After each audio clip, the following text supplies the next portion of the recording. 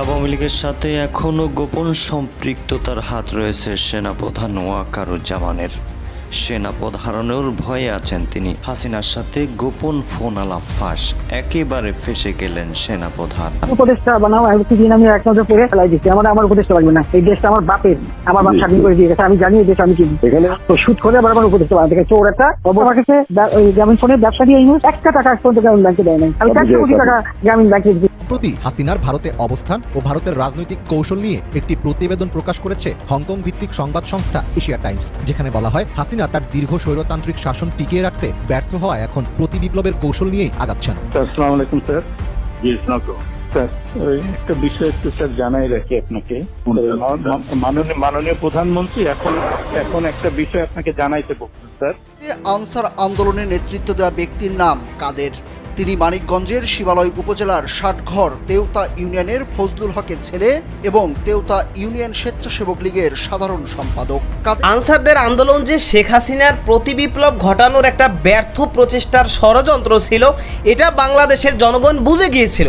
কারণ আনসাররা আন্দোলন শুরু করার পর তাদেরকে যখন বলা হলো যে তোমাদের দাবি মানা হবে, তোমরা আন্দোলন করো না, তো তারা তাদের আন্দোলনকে স্থগিত না করে তারপরেও আরও কঠোরভাবে আন্দোলন চালিয়ে গেলে এবং পাশাপাশি তারা ছাত্রদেরকে ব্যাপকভাবে মারধর শুরু করলো এবং কঠোরভাবে আরও সচিবালয়কে ঘেরাও করে রাখলো। তখনই সকলে বুঝে ফেলেছিল যে এটা হয়তো বা শেখ হাসিনার একটা ব্যর্থ প্রচেষ্টা থাকতে পারে তার ষড়যন্ত্রের। সেটাই কিন্তু বাস্তবে রূপ নিয়েছে, কারণ শেখ হাসিনা সে ভারতে বসে বিভিন্নভাবে সে ষড়যন্ত্র করছে প্রতি বিপ্লব ঘটানোর জন্য, এবং সেই কারণে সে বাংলাদেশে যারা রয়েছে তাদের সাথে যোগাযোগ করে বিভিন্নভাবে দিক নির্দেশনা দিয়ে, বিশেষ করে আমাদের যিনি সেনাপ্রধান রয়েছেন, সেনাপ্রধানের কিন্তু খালা শাশুড়ি হয় শেখ হাসিনা। তো ইতিমধ্যেই শেখ হাসিনা এবং সেনাপ্রধানের একটা গোপন কল রেকর্ড ভাইরাল হয়েছে, যেটার কিছু অংশ ভিডিও শুরুতে শিরোনামে আপনারা দেখে এসেছেন।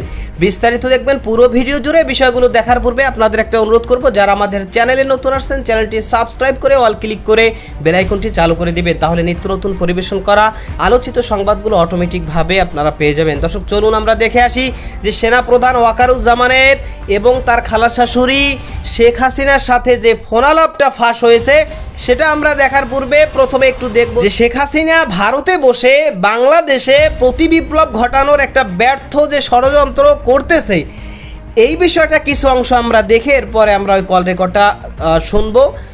ধৈর্য ধরে ভিডিওটি পুরোপুরি এনজয় করুন। বাংলাদেশ থেকে ক্ষমতাচ্যুত হয়ে শেখ হাসিনা তার পরম মিত্র দেশ ভারতে আশ্রয় নিয়েছেন। গণমাধ্যমের খবর অনুযায়ী হাসিনার যুক্তরাজ্য, কানাডা এবং যুক্তরাষ্ট্রে আশ্রয়ের প্রচেষ্টা ব্যর্থ হয়েছে, তাই সম্ভবত তিনি অদূর ভবিষ্যতে ভারতেই থাকতে বাধ্য হবেন। কিন্তু প্রশ্ন হচ্ছে, ভারতে শেখ হাসিনার এমন অবস্থান বাংলাদেশ ও ভারতের দ্বিপাক্ষিক রাজনীতিকে কোন দিকে নিয়ে যাচ্ছে? সম্প্রতি হাসিনার ভারতে অবস্থান ও ভারতের রাজনৈতিক কৌশল নিয়ে একটি প্রতিবেদন প্রকাশ করেছে হংকং ভিত্তিক সংবাদ সংস্থা এশিয়া টাইমস, যেখানে বলা হয় হাসিনা তার দীর্ঘ স্বৈরতান্ত্রিক শাসন টিকিয়ে রাখতে ব্যর্থ হওয়ায় এখন প্রতিবিপ্লবের কৌশল নিয়েই আগাচ্ছেন।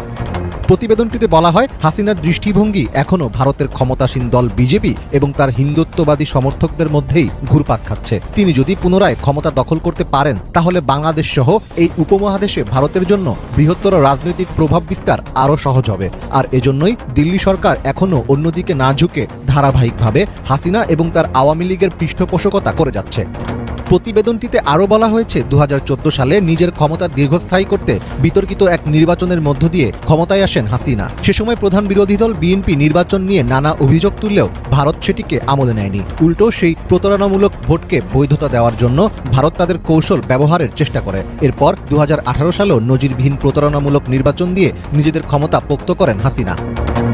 নির্বাচনের পর জালিয়াতির অভিযোগে আন্তর্জাতিক অঙ্গনে নিন্দার ঝড় উঠলেও বিজেপি নেতৃত্বাধীন ভারত সরকারই প্রথম হাসিনাকে অভিনন্দন জানায়। একই ঘটনার পুনরাবৃত্তি ঘটে 2022 সালের নির্বাচনেও। সে সময় ভারতের সাথে সম্পর্কের বিষয়টি সামনে নিয়ে আসেন তৎকালীন পররাষ্ট্রমন্ত্রী এ.কে. মোমেন। তিনি বলেছিলেন, আওয়ামী লীগকে আবার ক্ষমতায় আনতে ভারতকে অনুরোধ করা হয়েছে, যা আওয়ামী লীগ সরকারের ভারতের প্রতি নিঃশর্ত আনুগত্যের প্রকাশ ঘটায়। বিপরীতে মোদী সরকারও আওয়ামী লীগের কাঁধে ভর করে আধিপত্যের নেশায় মত্ত হয়ে ওঠে। সম্প্রতি হাসিনার ছেলে সজীব ওয়াজেদ জয় বলেছেন, আগামী 90 দিনের মধ্যে নির্বাচন দিতে বাংলাদেশের অন্তর্বর্তী সরকারকে চাপ দেবে ভারত। কেননা হাসিনার আকস্মিকভাবে ক্ষমতা থেকে ছিটকে পড়ায় ভারতীয় আধিপত্যবাদী রাজনীতি বড় একটি ধাক্কা খেয়েছে বলে মনে হচ্ছে। ফলে পুনরায় ক্ষমতায় আসীন হওয়া ছাড়া আওয়ামী লীগকে অন্য কোনো বিকল্প দিচ্ছে না ভারত। প্রতিবেদনে বাংলাদেশের সংখ্যালঘু ফ্যাক্টরকে আওয়ামী লীগ হাতিয়ার হিসেবে ব্যবহার করতে পারে বলে আশঙ্কা করা হয়। কেননা গত 5 আগস্টের পর বাংলাদেশে ঘটে যাওয়া বিভিন্ন হামলাকে ভারতের বিজেপি সংলগ্ন মিডিয়া একতরফাভাবে হিন্দুদের উপর হামলা বলে অপপ্রচার করে, যার উদ্দেশ্য ছিল রাজনৈতিক প্রেক্ষাপট থেকে মনোযোগ অন্যদিকে সরিয়ে নেওয়া। শেখ হাসিনা দিল্লির একজন কট্টর সমর্থক, যা এখন আনুগত্যের চরম পর্যায়ে পৌঁছেছে। এমন অবস্থায় বাংলাদেশ নিয়ে ভারতের অবস্থান কেমন হবে তার উপরে নির্ভর করছে হাসিনার ভবিষ্যৎ। এক্ষেত্রে ভারতের প্রত্যক্ষ সহযোগিতায় আরেকটি প্রতিবিপ্লব ঘটিয়ে বাংলাদেশে আবারও ক্ষমতা কুক্ষিগত করার দিকেই হয়তো বেশি জোর দিচ্ছেন হাসিনা। দেশটা আমার বাপের, তো শুট করে আবার আমার উপদেষ্টা বানাতে থেকে চোর একটা আবল তাবল কথাবার্তা বলতে থাকে। আবার আপনার কাছে চিঠিও দিতে দেখলাম, আর খোলা চিঠি, খোলা চিঠি আর কি। এটা খারাপ আর কি, একটা ইয়ে আর কি। না, খুব উপদেষ্টা বানাও দিন আমি এক নজর পরে ফেলাই দিচ্ছি। আমার উপদেষ্টা লাগবে না। এই দেশটা আমার বাপের, আমার বাপ স্বাধীন করে দিয়ে গেছে। আমি জানি এই দেশ আমি চিনি। আমি বাংলাদেশের বেশি বেশি কথা বলার তো শুট করে আবার আমার উপদেষ্টা বানাতে থেকে চোর একটা বলছে গ্রামীণ ফোনে সব ইনকাম গ্রামীণ ব্যাংকে যাবে, যে টাকা গ্রামীণ ব্যাংক গরিব মানুষের সাহায্য করবে।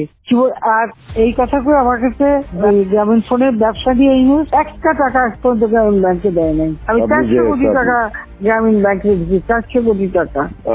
ওটা তার অন্যান্য প্রতিষ্ঠানে লাগাচ্ছি আর কি। না, তখন গ্রামীণ ব্যাংক ফাইলে বক্সে ঢুকাই দিই। গ্রামীণ ব্যাংক তখন শেষ হয়ে চলে যাচ্ছিল, ওর বদলতে গ্রামীণ ব্যাংক মাঠে বসে গেছিল। ও তো সব ব্যাংকের সব টাকা তো লুচি খেয়ে গেছে। তখন আমি প্রথমে 100 কোটি, তারপর 200 কোটি, তারপর আবার 100 কোটি, এটা 98 সালে দিচ্ছি, চালু রাখছি। তখন এই গ্রামীণ ফোনের ব্যবসা ছিল। এই ব্যবসাটার থেকে যে লাভটা হবে সেই টাকাটা চলে যাবে গ্রামীণ ব্যাংকে, রেগুলার গ্রামীণ ব্যাংকে একটা সোশ্যাল ইনকাম থাকবে। এই বলে ব্যবসা নিয়ে তখন যখন ব্যবসা নাই, তোমার বলে রাখি, যদি কোনো প্রশ্ন ওঠে বলতে পারবা, 51% মালিক হলো বাংলাদেশ আর 49% হলো নরওয়ে কোম্পানি।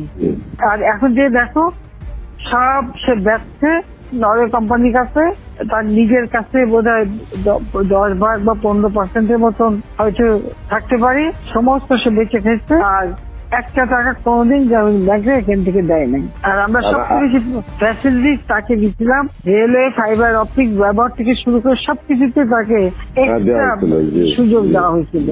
গ্রামীণ ফোনটা তো হ্যাঁ, অন্যদের থেকে সে সবচেয়ে বেশি সুবিধা পাইছে। চোর একটা রক্ত চুষে খাইছে সব। আমি বলছি যে রক্ত শোষা, গরিবের রক্ত শোষা। যে 30% তার হিসাব করলে 30% শুধু তো সে যা গ্রামীণ মানুষকে যে লোন দিত, তাতে তার যে কম্পাউন্ড ইন্টারেস্ট যদি আপনি ক্যালকুলেশন করেন 40-47% হয়ে যেত, দেখে এমন হয়, তাহলে আর লোকের আর কি থাকবে, ও তো গরিব আরো বেশি করে হয়ে যাবে। তোমরা তো ইতিহাস জানো না, হিলারি ক্লিন্টনে নিয়ে গেছিল যশোরে, তার হাত দিয়ে গ্রামীণ ব্যাংকে ঋণ দেওয়ালো। এরপর সেই লোকগুলি সাধারণ গরিব লোক, হরিজন গ্রুপ, তারা ওই এলাকায় আর থাকতেই পারে নাই, কারণ ওই ইন্টারেস্ট দিতে তারা ফকির হয়ে নিজের যে বাড়িঘর ভিটা মাটি তাও কেড়ে নিয়ে গেছে। তারপরে তারা ওই এলাকা থেকে হারাই গেছে। দেন আমি খুঁজছি, একজনের পাশে খাগড়াছড়ি, সেখানে যে এসে কাজ করে খায়, আর একজন বোধহয় নীলফামারী দিনাজপুর, কোথায় যে এরা ওই পরিবার সদস্য ওই এলাকা থেকেই হারাই। দর্শক, এই যে একটা কল রেকর্ড আপনারা শুনলেন, এই কল রেকর্ডটা ভাইরাল হয়েছে এবং অনেকেই বলতেছে যে এই কল রেকর্ডটা শেখ হাসিনার সাথে সেনাপ্রধান ওয়াকারুজ্জামানের কথোপকথন। আসলে মূলত বিষয়টা এমন নয়, শেখ হাসিনার সাথে সেনাপ্রধান ওয়াকারুজ্জামানের কল রেকর্ড নয়, এটা হচ্ছে আওয়ামী লীগের সাবেক একজন মন্ত্রী, তো তার সাথে শেখ হাসিনার কথোপকথন। শেখ হাসিনা তাকে এই কথাগুলো বলেছে এবং তাকে এই দিক নির্দেশনাগুলো দিয়েছে এবং ডক্টর ইউনূসকে নিয়ে এই কথাগুলো শেখ হাসিনা সেই কল রেকর্ডে বলেছে, যেটা নিয়েই মূলত এখন ব্যাপকভাবে আলোচনা এবং সমালোচনা হচ্ছে। তো এখন কথা হচ্ছে, সে এখানে কিন্তু একটা কথা বলেছে যে দেশটা আমার বাপের দেশ, আমার বাপ স্বাধীন করে দিয়ে গেছে। তো তো তার মানে সে যেরকমভাবে বলেছে কেমন যেন বাংলাদেশটা শুধুমাত্র শেখ মুজিবুর রহমান তিনি একাই স্বাধীন করছেন। তিনি হয়তো স্বাধীনতার একজন নায়ক ছিলেন, তার সাথে আমাদের যেই হাজার হাজার শহীদরা এই দেশ স্বাধীন করার জন্য শহীদ হয়ে গিয়েছে, তাদের কি বাংলাদেশে অবদান নাই? অবশ্যই রয়েছে। শেখ মুজিবুরের অবদান রয়েছে, তার মানে এই নয় যে শেখ মুজিবুর একাই দেশকে স্বাধীন করে শেখ হাসিনার হাতে তুলে দিয়েছে যে শেখ হাসিনা তুমি এখন যেভাবে ইচ্ছে সেইভাবে তুমি দেশ চালাও, স্বৈরাচারী করো, এরপরে তুমি যাকে ইচ্ছা গুম করো, খুন করো, যাকে ইচ্ছে যা করো, মানে মানবতা লঙ্ঘন সহ যত আকাম কুকাম আছে বিশ্বে সব তুমি করো। এরকম কিছু শেখ মুজিবুর বলেননি, বরঞ্চ আমরা মনে করি যে শেখ হাসিনা যে অপকর্মগুলো করছে এগুলোর কারণে শেখ মুজিবুর আরও সে পরকালে আযাবগ্রস্ত হচ্ছে। যেই অপকর্মগুলো শেখ হাসিনা করতেছে, সে যদি ভালো কাজ করতো, অপকর্ম না করতো, তাহলে অবশ্যই তার বাপ হয়তোবা শান্তি পেত তার কারণে। তো যাই হোক দর্শক, ইতিমধ্যেই আপনারা দেখেছেন যে এই একটা কল রেকর্ড নয়, শেখ হাসিনার আরও বেশ কয়েকটা কল রেকর্ড ফাঁস হচ্ছে এবং শেখ হাসিনা ভারতে বসে বিভিন্নভাবে সে যারা তার কর্মী সমর্থক রয়েছে তাদেরকে দিক নির্দেশনা দিচ্ছে এবং সে এখনও কোনোভাবেই হাল ছাড়ছে না। সে বাংলাদেশে ফিরে আসার ব্যাপারে প্রতিশ্রুতিবদ্ধ। এখন কথা হচ্ছে শেখ হাসিনাকে বাংলাদেশের জনগণও চায় যে সে দেশে ফিরে আসুক, বাংলাদেশের সর্বস্তরের জনগণ চায় যে শেখ হাসিনা দেশে ফিরে আসুক, কিন্তু রাজার বেশে নয়, ফাঁসির আসামির বেশে ফিরে আসবে, ফাঁসির আসামির বেশে ফিরে আসবে। ইতিমধ্যেই তার নামে বাংলাদেশের বিভিন্ন থানায় যতটি মামলা ইতিমধ্যে হয়েছে, সেই মামলাগুলোর যে কোনো একটা মামলাই শেখ হাসিনাকে চূড়ান্ত শাস্তি ফাঁসি দিয়ে দেওয়া, এটা আদালতের কাছে কোনো ব্যাপারই নয়। সুতরাং শেখ হাসিনা বাংলাদেশে নির্বিঘ্নে ফিরবে আর সে রাজার বেশে আবার ফিরবে, এরকমটা ধারণা করাটাও আমার কাছে কেমন যেন অযৌক্তিক বলে মনে হচ্ছে। তো দর্শক, এ বিষয়ে আপনার মতামত কি সেটা কমেন্ট সেকশনে জানিয়ে যাবেন। ভালো থাকবেন, সুস্থ থাকবেন, দেখা হবে নতুন কোনো ভিডিওতে, কথা হবে নতুন কোনো বিষয়। আজকে পর্যন্তই, আসসালামু আলাইকুম রহমতুল্লাহ।